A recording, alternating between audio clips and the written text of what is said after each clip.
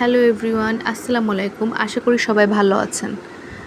আজকে একটু different video তৈরি করছি। এই বইগুলো নিয়ে এসেছি আমি আমার মেয়ের জন্য।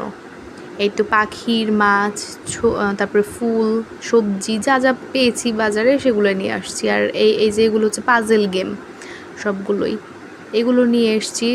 আমি একটা ভুল করেছিলাম, ওকে হচ্ছে যে আমি ফোন দিতাম বেশি, মানে একটা বাবু খাই যদি 5 বেলাও খাই তাহলে আমি ওকে ফোন দিতাম, মানে ফোনটা পেয়েও খেয়ে ফেলতো।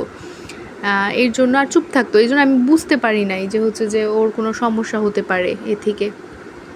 তো আমি আস্তে আস্তে মার্ক করছিলাম যে বাবু চুপচাপ হয়ে যাচ্ছে অনেকটা।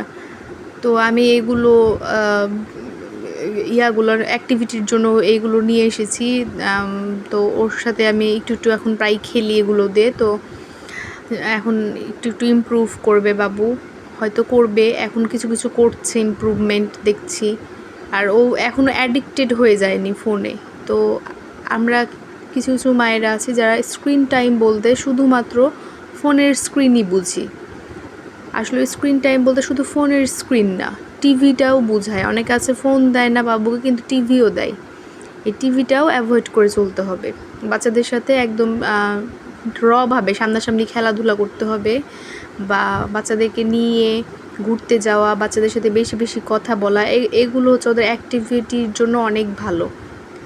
তো আমিও চেষ্টা করছি, আর যারা নতুন মা তারাও চেষ্টা করবেন বাচ্চাকে ফোন না দিতে একদমই।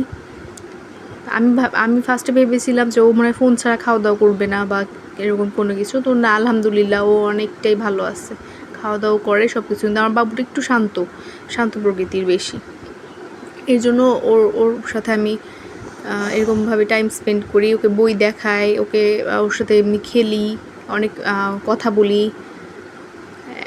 এখন দেখা যাক কি হয়। সবাই দোয়া করবেন আমার মেয়েটার জন্য। এখানে ও বইগুলো নিয়ে খুব মজা করতেছে, খেলতেছে, ওর কাছে খুব ভালো লাগছে, নতুন একটা জিনিস শিখছে।